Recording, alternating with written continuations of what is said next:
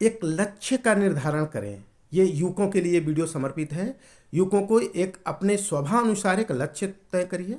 जो आप प्राप्त करना चाहते हैं उस पर डटे रहिए, जुटे रहिए।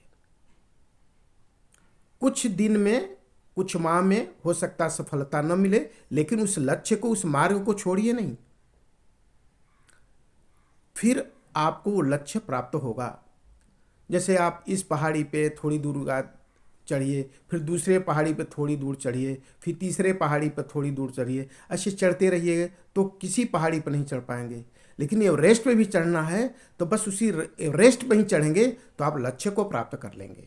कहने का आशय ये की जा रही है कि अगर कुछ समय आपको असफलता मिल रही है, कुछ समय सफलता नहीं मिल रहा, तो रास्ता, लक्ष्य मत बदलिए, रणनीति को चिंतन करिए, लेकिन अपने लक्ष्य पे लगे रहिए, वो लक्ष्य मिल जाएगा। जैसे हैंड पाइप है, हमें मालूम है कि 10 से 15 बार हैंड पाइप चलाने से पानी आता है।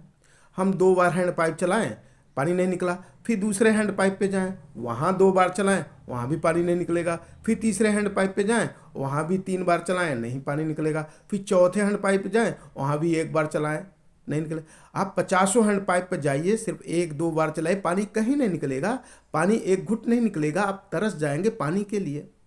क्यों? पानी को निकालने के लिए हैंड पाइप से 15 से 20 बार करना। तो एक ही हैंड पाइप जहाँ पानी वाला है उस पर 15 से 20 बार करिए, पानी निकलेगा। तो लक्ष्य को बार बार नहीं बदलना, लक्ष्य पे फोकस्ड रहना।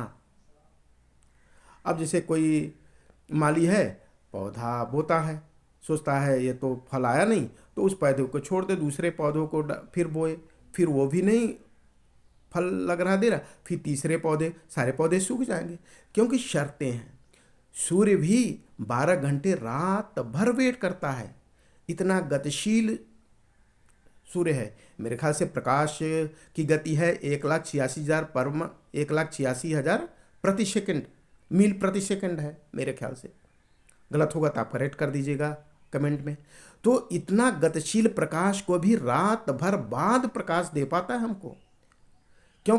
सूर्य जी को पता है कि हमें रात भर वेट करना। इसी तरह से हर चीज की शर्तें हैं, हर चीज का बेंचमार्क है उसको प्राप्त करने का। जैसे आप यहां से माता माँ विंध्यवासिनी का दर्शन करने जाना है, तो आपको पता है माँ विंध्यवासिनी दर्शन करने में 3 घंटे यात्रा में लगेगा। आप चाहिए हम 2 मिनट में ही पहुंच जाएं, तब तो आप सोचिए अब 2 मिनट में नहीं पहुंचे, चलिए अब हम दूसरी जगह जाते हैं, तीसरी जगह, फिर आप पहुंच नहीं पाएंगे। आप ये सोचें कि हम भोजन करते हैं और 5 मिनट में पच जाएगा, फिर हम दोबारा भोजन कर लें, ऐसा तो नहीं होता। हर चीज़ का एक नियम है, डिसिप्लिन है। उस नियम के अंतर्गत रहेंगे, लक्ष्य को पूरा होगा। तो लक्ष्य मिले ना तो रुकना नहीं है, लक्ष्य के बारे में सोचना है और रणनीति क्या बनाए, और क्या बेहतर स्ट्रेटजी हो सकती है, और बेहतर तैयारी क्या हो सकता है, और कहीं से हम लर्न करें, फिर और स्ट्रेटजी, लेकिन लक्ष्य नहीं बदलना। हाँ, ये भी हो सकता है कि लक्ष्य को पाने के लिए आपको विजुलाइज करना पड़ेगा, लक्ष्य कैसे प्राप्त करना होगा। तो अगर लक्ष्य को विजुलाइज करें, विजुलाइजेशन मन का एक उदाहरण दे। एक गोल्ड मेडलिस्ट था, वो जब गोल्ड मेडलिस्ट हो जाएंगे तो उसके बारे में उन्हें विजुलाइज कर रहे हैं। विजुलाइजेशन का मतलब हुआ कि चलचित्र की तरह दिखना, जो परिणाम घटित होने वाला है उसको पहले ही देख लेना। तो गोल्ड मेडलिस्ट महोदय जो बनना चाह रहे थे, उन्होंने देखा कि हम गोल्ड मेडलिस्ट होंगे, वो देश हमको ढेर सारा पुरस्कार देगा, जब शहर में जाएंगे तो ढेर सारा स्वागत होगा, गांव में जाएंगे बाजों के साथ स्वागत होगा, ढेर सारे पुरस्कार देंगे, ढेर सारा पत्रकार मीडिया आएंगे, टीवी में छपेंगे, टीवी में देखेंगे। इसी को विजुलाइज करते करते उन्हें प्रैक्टिस ज़बरदस्त के गोल्ड मेडलिस्ट हो जाए। जो आप प्राप्त करना चाहते हैं, जो परिणाम को विजुलाइज करिए। जब आप हो जाएंगे फिर क्या परिणाम घटेगा आपके जीवन में, उसको विजुलाइज करिए सुबह शाम। वो विजुलाइजेशन ही आपको बांध देगा, वो प्रैक्टिशनर बना देगा, और फिर आपको आपके विचार को, आपके मन मस्तिष्क हृदय को, करोड़ों कोशिकाओं को वो प्रेरित करेगा। विजुलाइजेशन पद्धति ये है। जैसे कोई मान लीजिए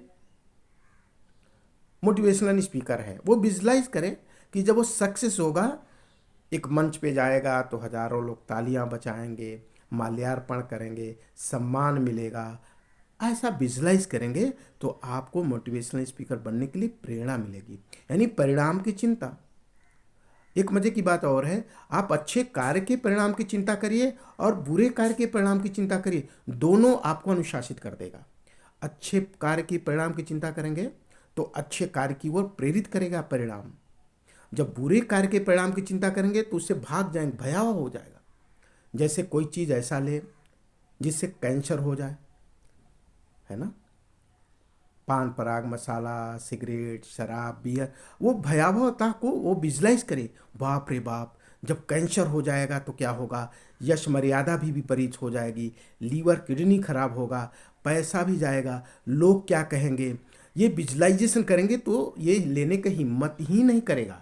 यानी अच्छे परिणाम की चिंता, चिंतन, और जो गलत हो है उसके परिणाम की चिंता कोई करे तो गलत कार्य कर ही नहीं सकता, अच्छे कार्य ही करेगा। तो इसलिए परिणाम को विजुलाइज करना लक्ष्य के पाने जैसा है। तो यूथ से यही है कि आप लक्ष्य को पकड़े रहिए, लक्ष्य पे डूटे, बाकी चीज़ों को हटा दीजिए। जब आपका लक्ष्य पूरा हो जाएगा तो सामाजिकता दिखाइए, रिश्तेदारी दिखाइए, औपचारिकता दिखाइए, कहीं घूमिए टहलिए, लेकिन जब तक लक्ष्य नहीं प्राप्त हुआ तब तक कहीं। मैंने सुना सचिन जी शतक बना के आते हैं, अगले दिन प्रैक्टिस शुरू कर देते हैं, कहीं और नहीं जाते, कई कई दिन तो कभी वो टीवी ही नहीं देखे। ये सब लक्ष्य पाने का रहस्य है। Okay, thank you friends.